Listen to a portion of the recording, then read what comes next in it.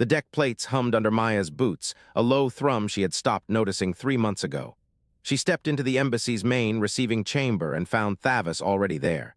He was early. He always was. His bioluminescence flickered across his throat and forearms in a pattern she had learned to read as carefully hidden anxiety. Steady blue, then a pulse of violet, then steady blue again.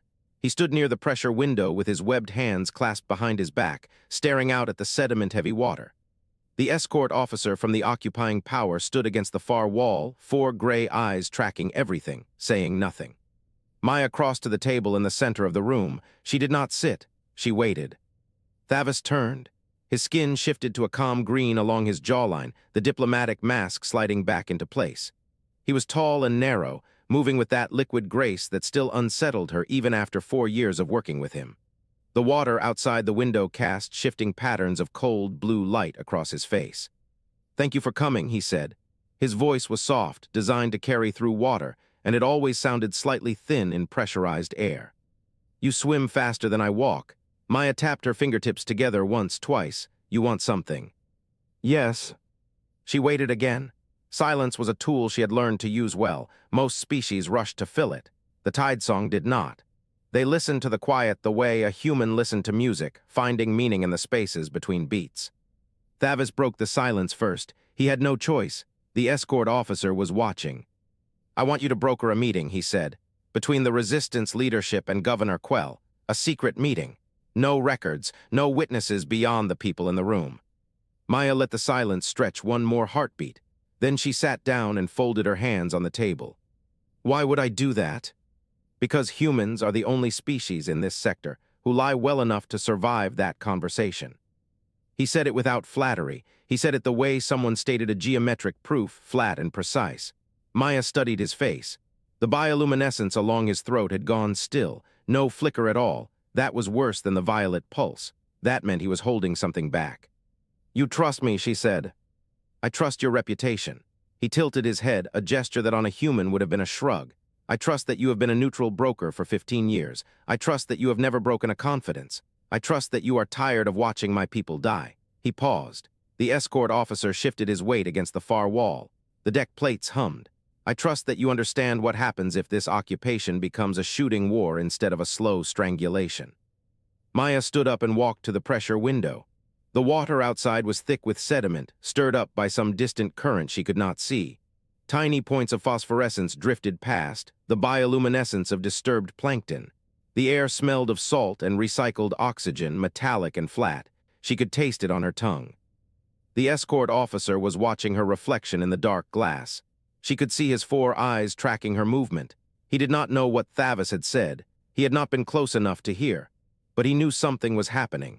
She could feel the tension in his posture, the way his hand rested near his sidearm. She turned back to Thalvus. "What are you willing to trade?"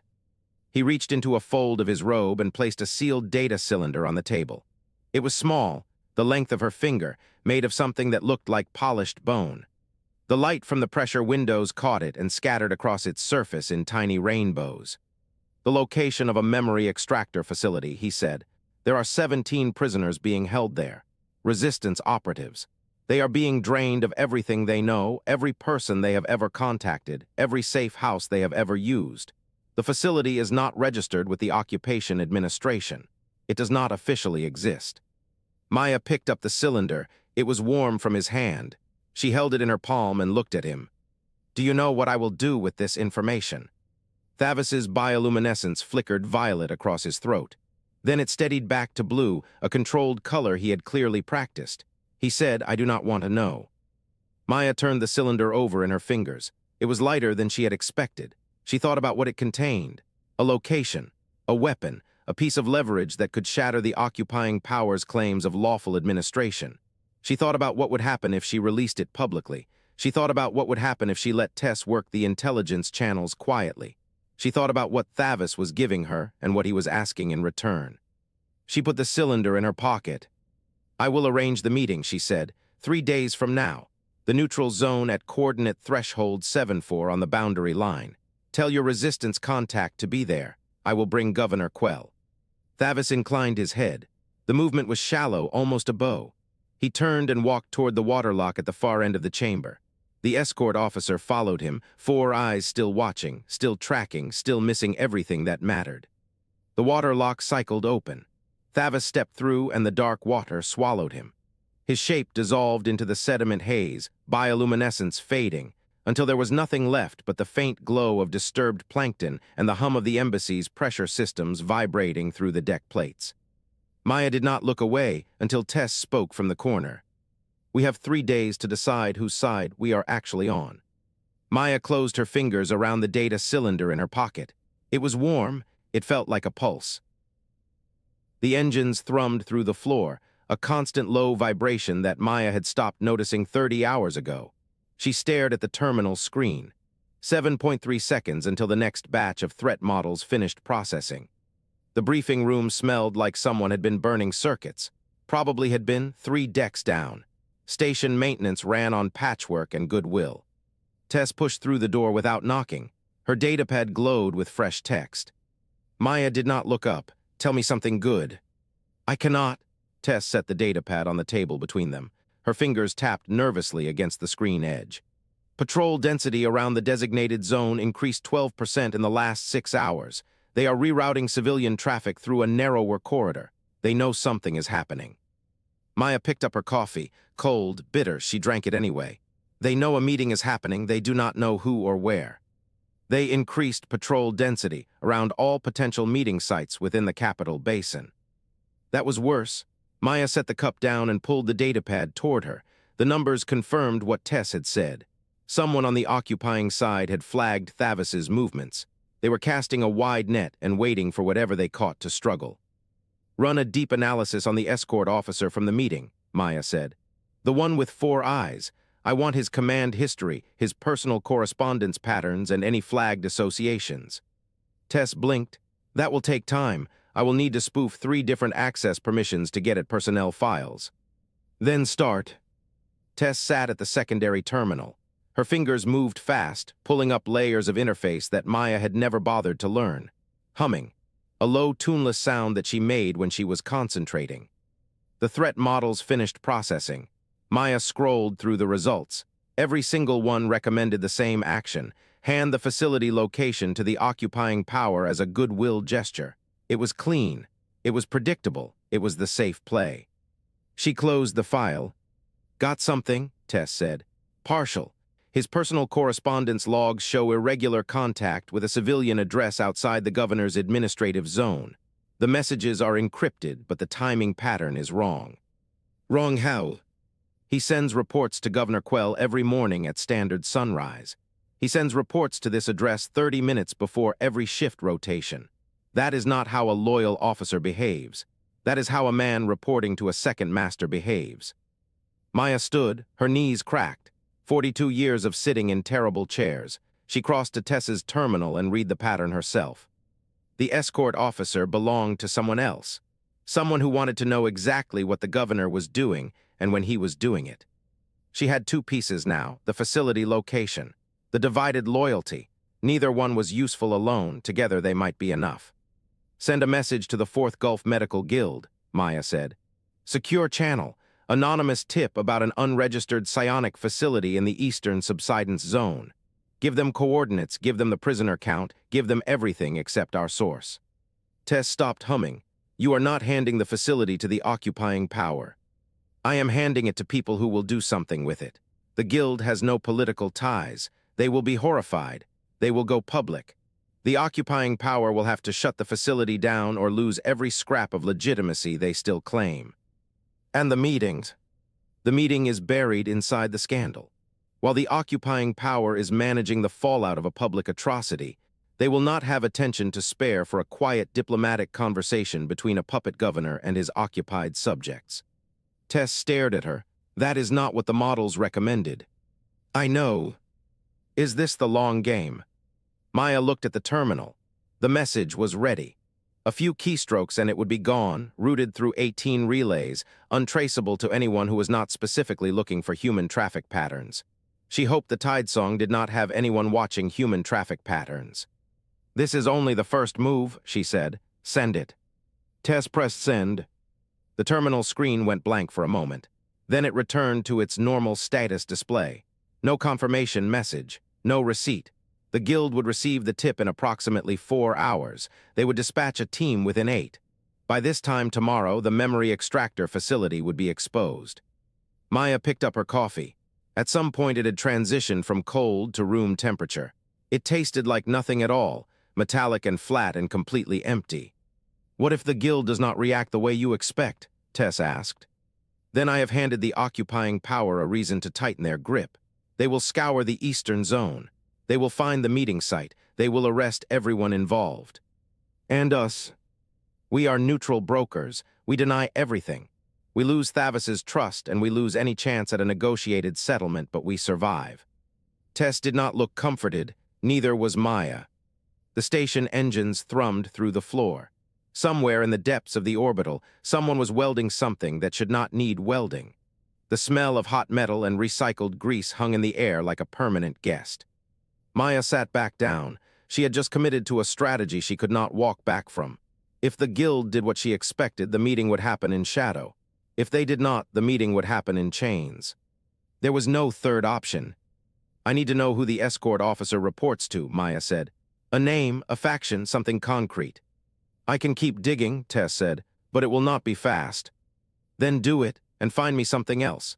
The occupying power increased patrol density. They had to get the order from somewhere. "I want to know which desk signed the authorization." Tess nodded and turned back to her terminal. The humming started again. Maia stared at the wall. It was gray with a faint discoloration where someone had leaned against it for too long. The briefing room was cramped and functional and designed for people who did not plan to stay long. She had been here for 2 days. She thought about Thalvus, about the steady blue of his bioluminescence and the way he had handed her the data cylinder like it was a child he was giving up for adoption. He trusted her. He had no reason to, but he did. That trust was a weapon now. She had already decided how to use it. The terminal screen showed nothing but a blinking cursor, the empty field where the confirmation should have appeared. Maia reached for her coffee again and found the cup empty. She had drunk it without noticing. She set it aside and watched the cursor blink. Tomorrow the guild would find the facility. The prisoners would be freed. The occupying power would scramble to control the narrative. And somewhere in that chaos, Thalvus would sit down with Governor Quell and Lysara and bargain for something that looked like freedom. She had built the window for that meeting. She had also built the wall around it. If the wall held, the window stayed open. Maia pressed her fingertips together and waited for the cursor to tell her something she did not already know. The cold bit through Thalvus's palms the moment he pressed them flat against the metal table. The derelict research station groaned around him, its failing gravity making every step feel heavier than it should. The air was wrong, dry, and thin, carrying dust that irritated membranes he did not know he had. The smell of burnt wiring and old electrical fires clung to everything. No water anywhere. No humidity. This place was a tomb for a creature born of ocean tides. He had dimmed his bioluminescence to almost nothing.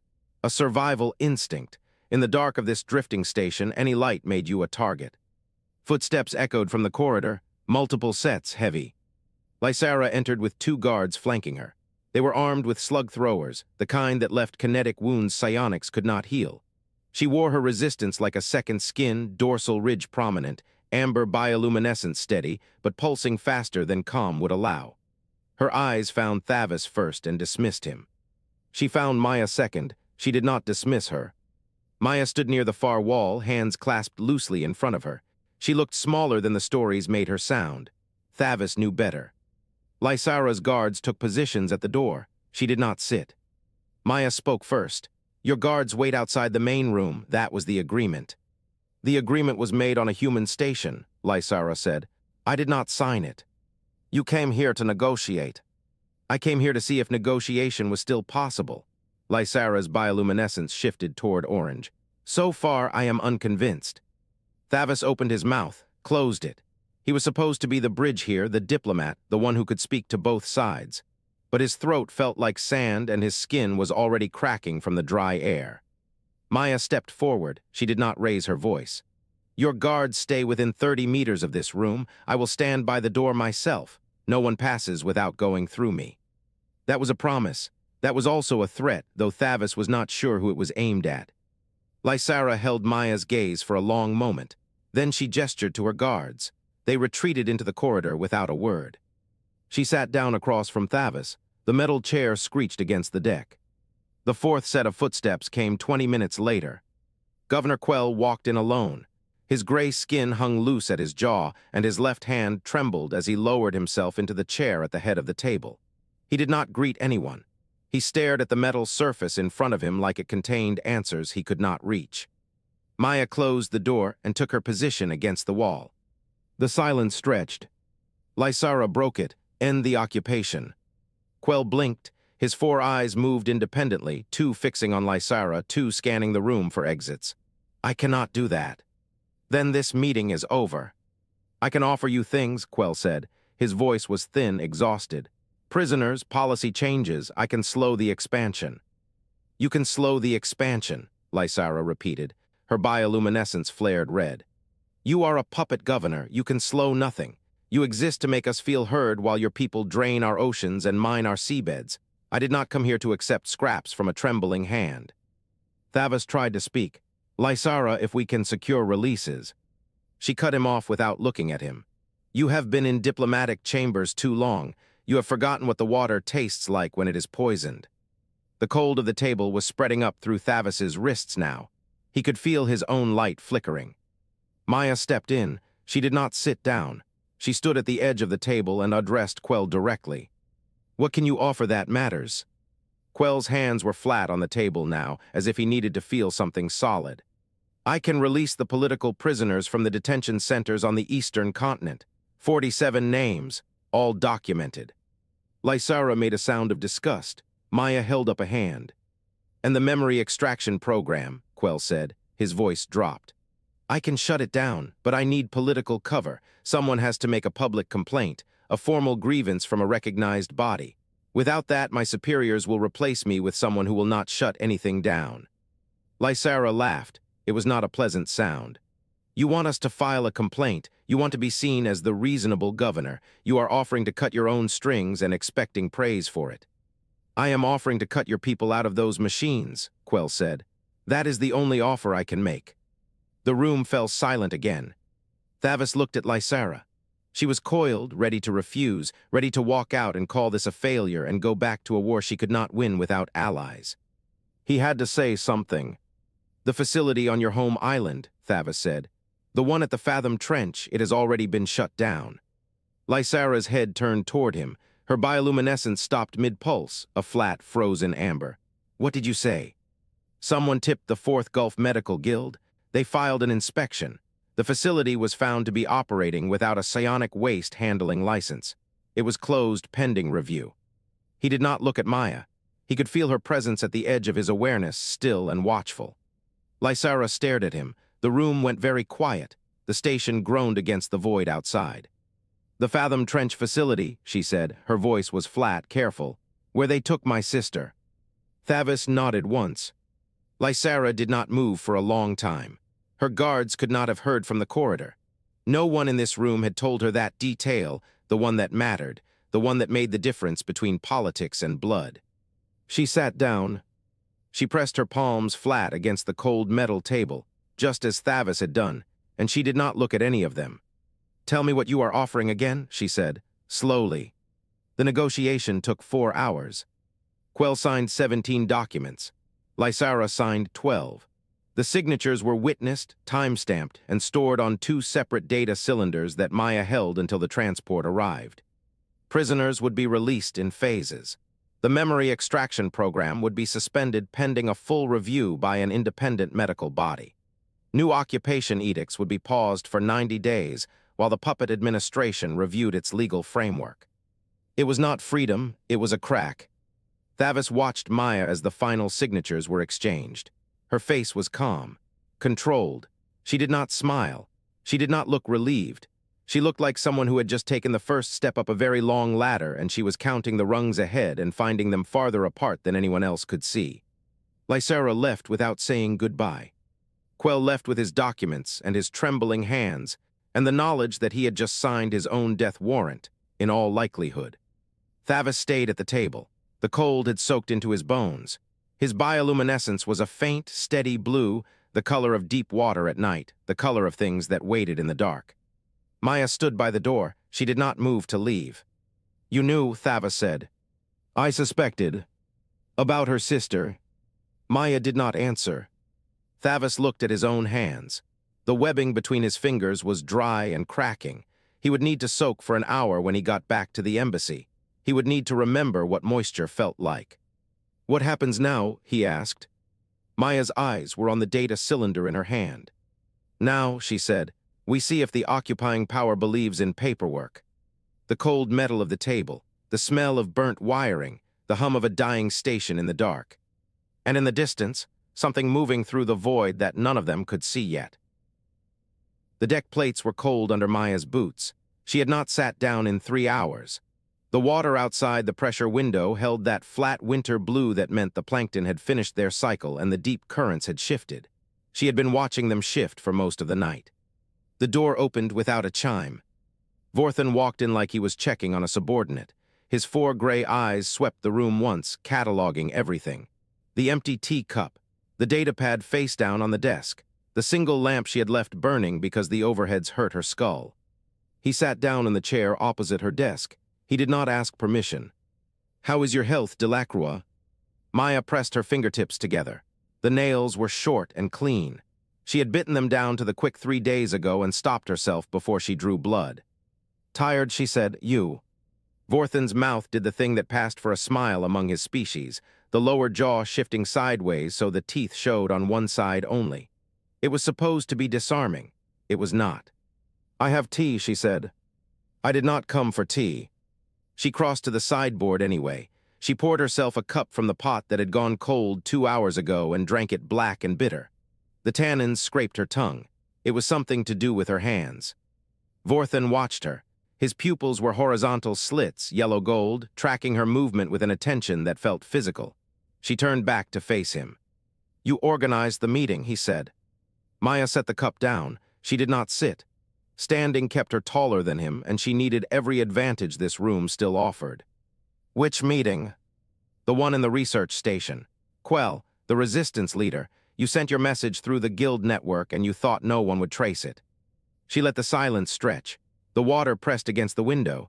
The seal groaned once, a sound so deep it felt like a heartbeat.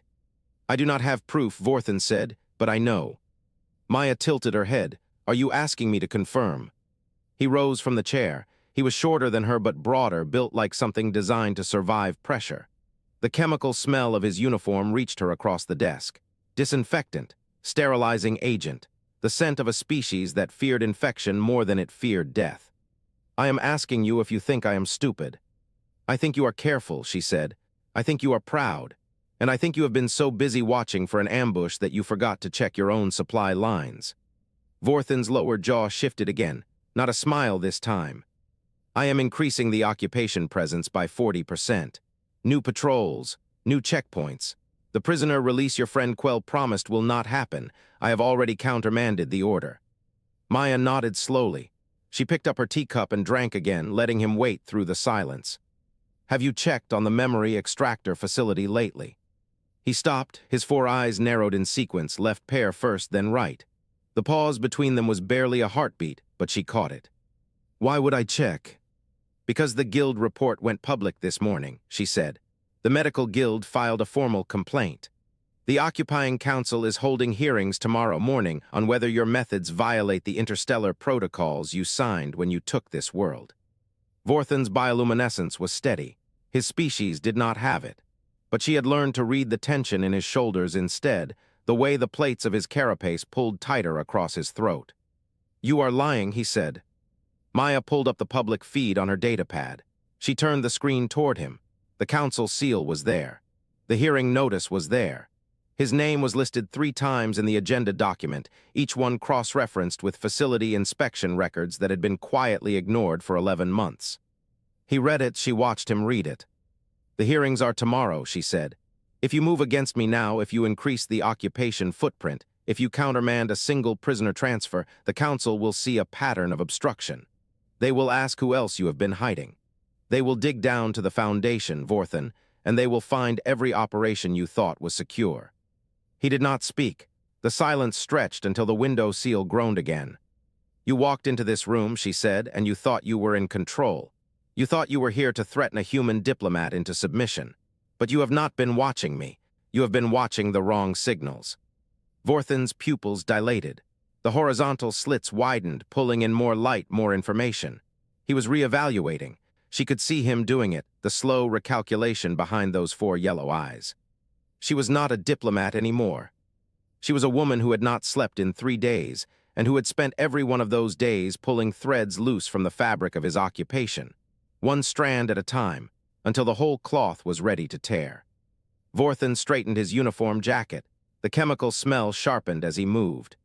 He walked to the door, his hand rested on the frame. "The council will not save you," he said. Maia said nothing. "The Tidesong resistance will not save you either." She watched the plates of his throat move as he swallowed. "You have made yourself the single point of failure in your own strategy, Delacroix. You have put yourself between me and every lever of power in this system. That means when I find a way through, and I will find a way through, you are the first thing that breaks." He stepped through the doorway. The door closed behind him. Maia stood in the silence. The cold tea sat on the sideboard. The datapad showed the hearing agenda, the time, the place, the names of the council members she had spent 6 years cultivating, one dinner at a time, one quiet favor at a time, one patient conversation after another.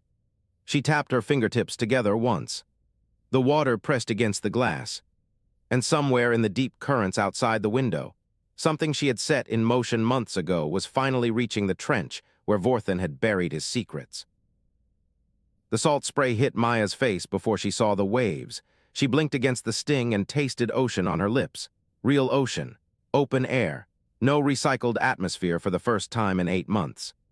The island rose from the endless blue like a scar on smooth skin, bare rock and pale grass and a sky the color of bruised copper as the local sun bled into evening.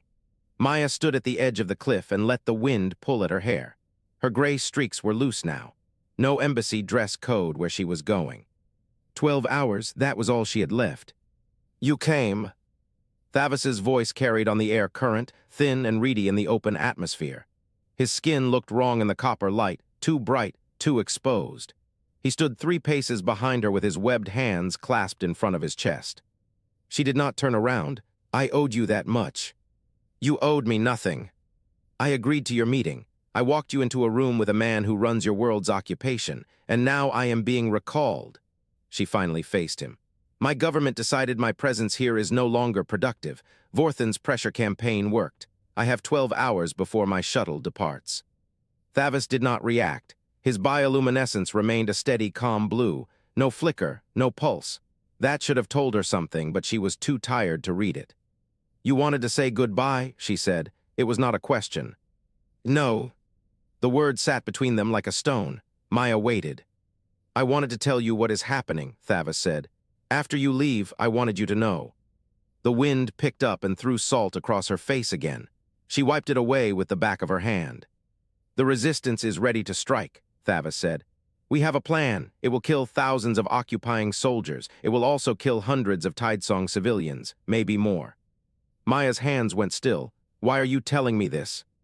"Because I want you to stop it." She stared at him, the calm blue glow, the steady voice, the words that did not match the request. "I cannot stop it," she said. "I have no authority. I am leaving Thalvus. In 12 hours I will be on a shuttle and then a carrier and then I will be 600 light-years away. I cannot stop anything from 600 light-years. "You do not believe that?" "It does not matter what I believe. It is what is happening." Thalvus took a step closer. The copper light caught the moisture on his skin and made it gleam like polished shell. "Do you really believe you have ever been just a diplomat, Maia?" The question landed wrong. She felt it settle in her chest like a splinter. "What does that mean? Do you know what your government is doing in this sector? Not what you were told, not what the briefing packets said, what is actually happening." The wind dropped. The waves kept crashing below, but the air went still around them. Maia felt the hairs on her arms rise. "Tell me." Thalvus held her gaze. His bioluminescence did not change. "Human intelligence has been feeding information to the resistance for 3 years. Ship movements, patrol schedules, facility layouts, cargo manifests. Everything we needed to plan this strike came from human sources." The words did not make sense at first. They arrived as individual sounds that refused to assemble into meaning. Maia shook her head. That is not possible, I would have known. Would you? I am the sector broker. I am the human presence on this world, I would have known. Thalvus said nothing. Maia's hands were shaking. She pressed them flat against her thighs to stop the motion. You are telling me my own government has been running a covert operation on a world where I am the designated neutral representative, for 3 years, without my knowledge. Yes. That makes me a liability. If they had told me, I could have compromised it. Every conversation I had, every meeting I attended, every report I filed, if I had known what they were doing, I would have bled it into everything I touched. Yes. So they kept me in the dark. Thalvus inclined his head. You were useful in the dark. The splinter in her chest drove deeper. She turned back to the ocean and watched the waves fold over themselves in the copper light. Endless motion, endless indifference. She thought about the meeting with Vorthan, the way she had counterbluffed, the way she had dismantled his position piece by piece. She had been proud of that. She had felt sharp and capable and in control. But she had been a distraction. Her confrontation with Vorthan had consumed his attention while human intelligence moved in the spaces he was not watching. She had been a bright light aimed at his eyes, so the real work could happen in shadow. You knew, she said, her voice came out flat. The whole time you knew. I guessed, Thalvus said. The quality of the information was too good, the timing was too precise. The occupying forces do not make that many mistakes. Someone was feeding us their weaknesses. And you never told me. I did not know if you were part of the operation or a decoy. I watched you for 18 months before I made my first contact. I watched you make mistakes. I watched you recover from them. I watched you care about the wrong things and fight for the right ones. He paused. I watched you become someone I could trust, but trust is not the same as certainty. Maia turned back to face him. The copper light was fading now, the sky deepening toward violet. Why are you telling me now? Thalvus met her eyes. His bioluminescence shifted, a single pulse of amber that faded back to blue. Because I need you to choose. Choose what? You can leave, you can get on your shuttle and let the strike happen. Thousands will die, the occupation will fracture. Your government will have the proxy war it has been building toward for 3 years. She waited. Or you can stay, Thalvus said.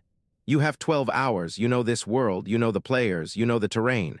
You can use those 12 hours to stop the strike. If I stop it, the occupation continues. The memory extraction continues. Your people keep dying in that facility you already shut down and 3 others just like it. Yes. And if I do not stop it, hundreds of your own civilians die with the soldiers. Yes. Maia looked at him, the calm blue glow, the steady hands, the request that made no tactical sense and every emotional one. If I stay, she said slowly, if I actively work against the strike, I am committing treason against my own government. Thalvus did not look away. Yes. The waves crashed below. The sky darkened toward true night. Somewhere in the vegetation behind them, something moved. A slight rustle that could have been wind or could have been Lysara watching, waiting to see what the human would do. Maia Delacroix stood at the edge of a cliff on a world that was not hers, salt drying on her skin, and realized she had never known which war she was fighting. 12 hours. She looked at Thalvus and asked the only question that still mattered. The light bulb swung on its wire, dragging shadows across the damp stone walls. Maia held the datapad in both hands, her knuckles white against the casing. The connection hash cycled 3 times before Tess's face appeared on the screen. Maia told her everything, the hidden operation, the 3 years of intelligence leaks, the strike that would kill thousands. Tess did not blink, she confirmed it. Her voice was flat, professional, the voice of someone who had already made peace with what she was about to say. Human intelligence had been running a parallel operation since before Maia arrived on this world. A small cell, no official oversight. Maia asked who Tess's handler was. Tess told her there was no handler. The cell existed outside the chain of command. They answered to no one. The shadows shifted across the wall as the bulb swayed. Maia felt the floor tilt beneath her. A rogue faction, not her government, not her people acting with authority, a small group of humans who had decided they knew better. They had been using the Tidesong resistance as a weapon. They had been using Maia as a decoy. She looked at Lysara. The resistance leader stood with her arms crossed, her amber bioluminescence a steady, angry pulse. Maia asked if she knew. Lysara met her gaze without flinching. She said she suspected. She said the information was too clean, too precise, too perfectly timed to come from anyone inside the occupation. She said she did not care where it came from. She only cared that it worked. The waves pounded the cliff below. The sound filled the room, a constant roar that made the silence between words heavier. Maia made a decision. She told Lysara she could stop the strike. She could offer the occupying power a better deal. Complete withdrawal from the planet in exchange for a staged surrender. A public show of force that ended with the Tidesong laying down their arms. The occupiers would leave. The killing would stop. Lysara refused. Her bioluminescence flared hot orange, almost red. She wanted the strike. She wanted blood. She wanted the occupying soldiers to feel what her people had felt for 20 years. Thalvus stepped forward. His skin was the color of deep water at midnight.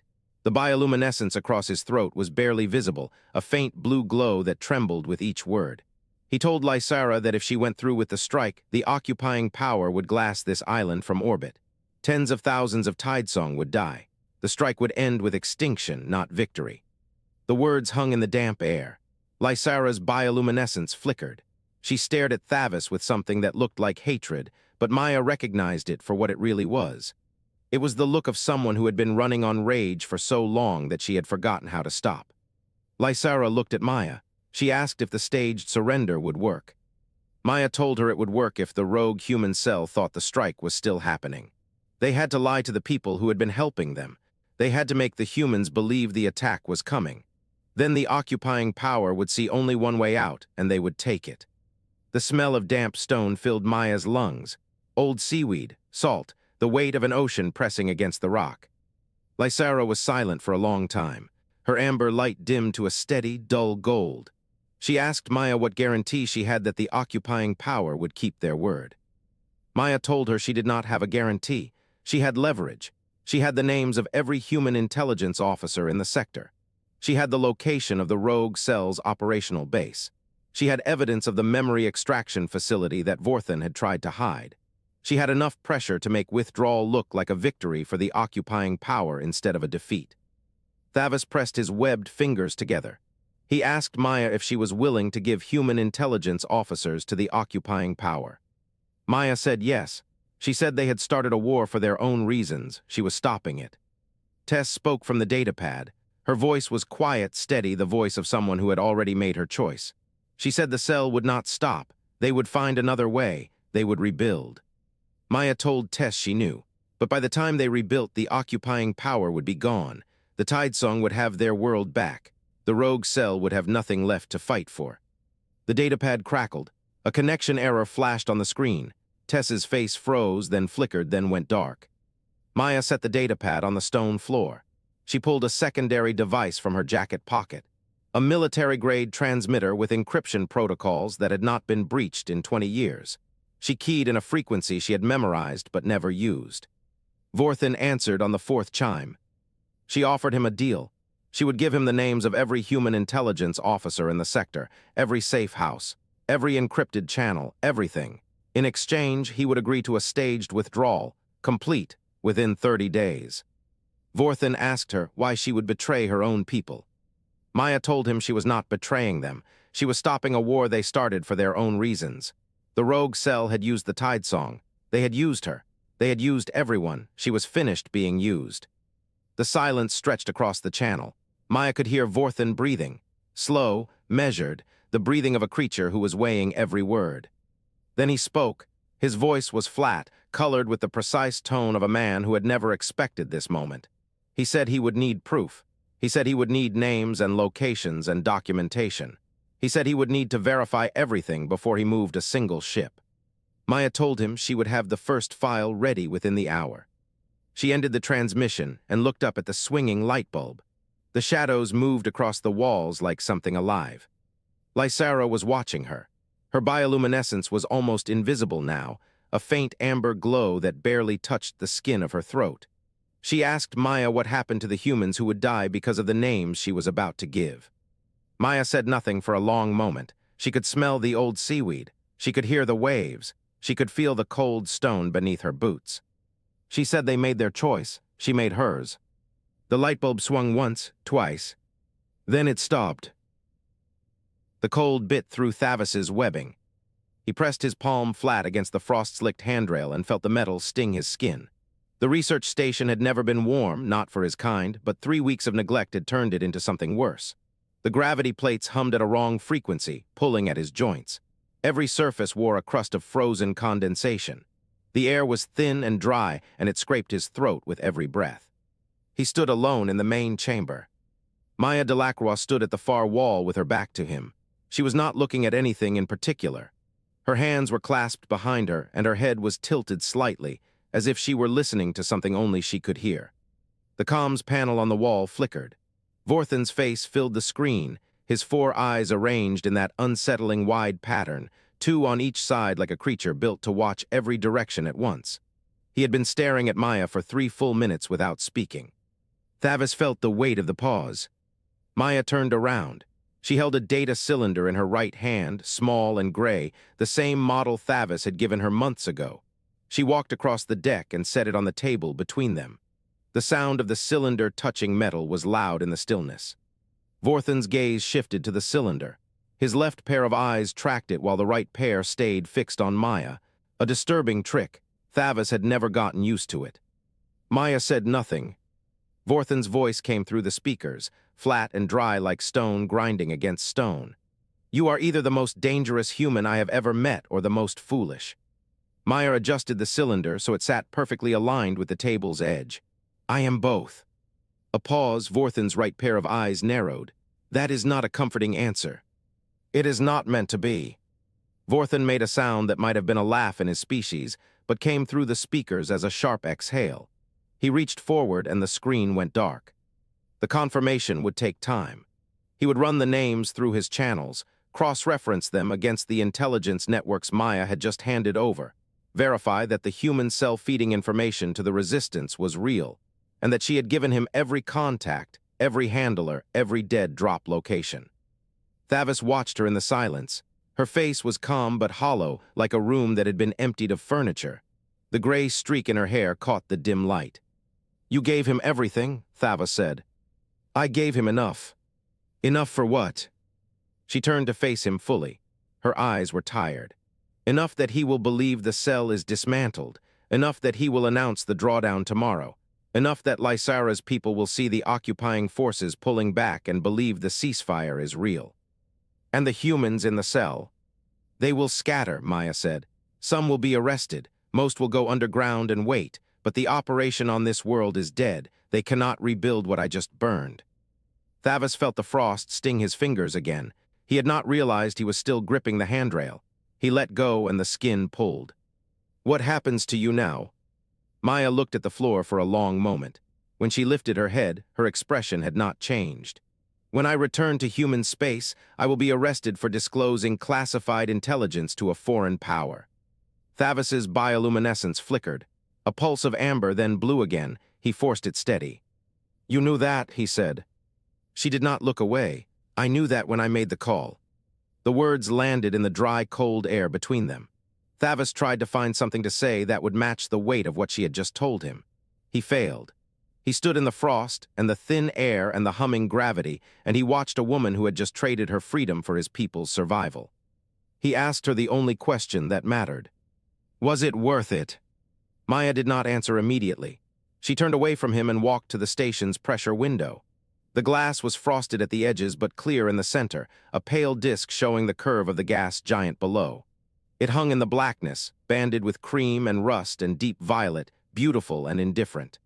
She stood there for a long time. Thalvus waited. The station hummed around him. The air moved through the vents with a low whisper. He could hear his own heartbeat in his ears. Maia spoke without turning around. "Your people were a piece on a board," she said. "Humanity has been playing a very long game, and the Tidesong were going to be a weapon in it. A useful war fought by someone else's hands. When the occupying power retaliated, your species would have taken the casualties. Humans would have supplied the weapons and the intelligence and the strategy, but the bodies would have been yours." She paused. Her reflection in the glass was small and distant. "I stopped it. That is worth something." Thalvus felt the words settle into him like stones dropping into deep water. He had known, somewhere beneath the diplomatic courtesies and the careful language, that the human interest in his world was not innocent. But hearing it spoken aloud, flat and honest in this frozen room, was different. He moved to stand beside her at the window. He did not touch her. He did not know if humans welcomed touch from strangers, and he was too tired to risk misreading the moment. "My people will remember you," he said. Maia shook her head. "I hope they forget."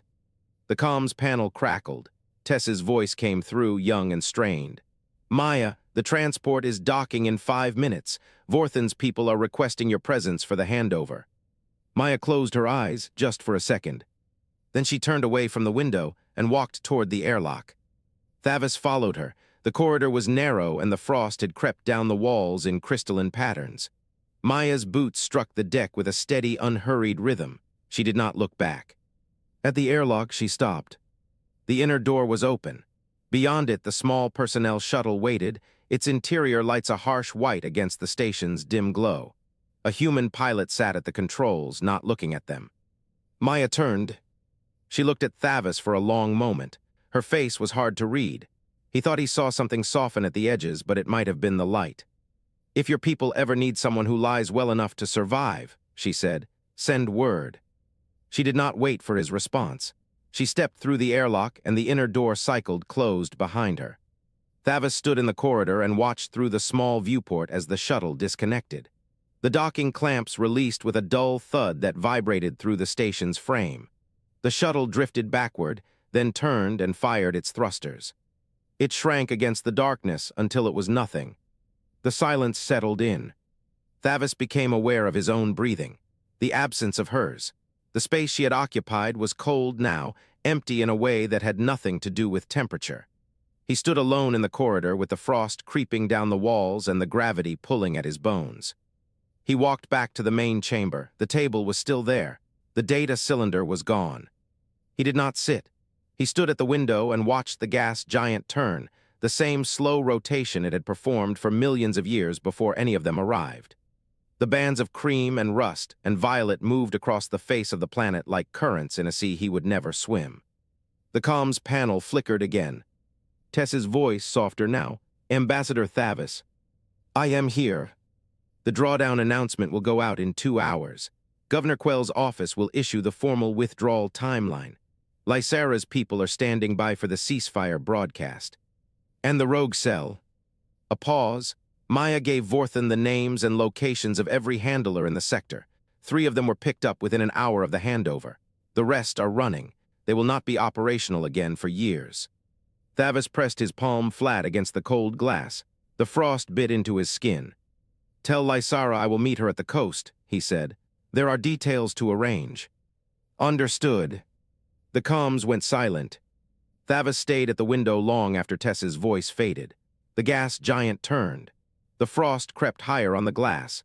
The gravity plates hummed their wrong note, and he felt it in his teeth and his bones and the spaces between his thoughts. The occupation was ending. The resistance was standing down. The rogue human cell was dismantled. But there would be a new game. There is always a new game. He understood that now in a way he had not before, in a way only someone who had watched a human trade her freedom for strangers' lives could understand.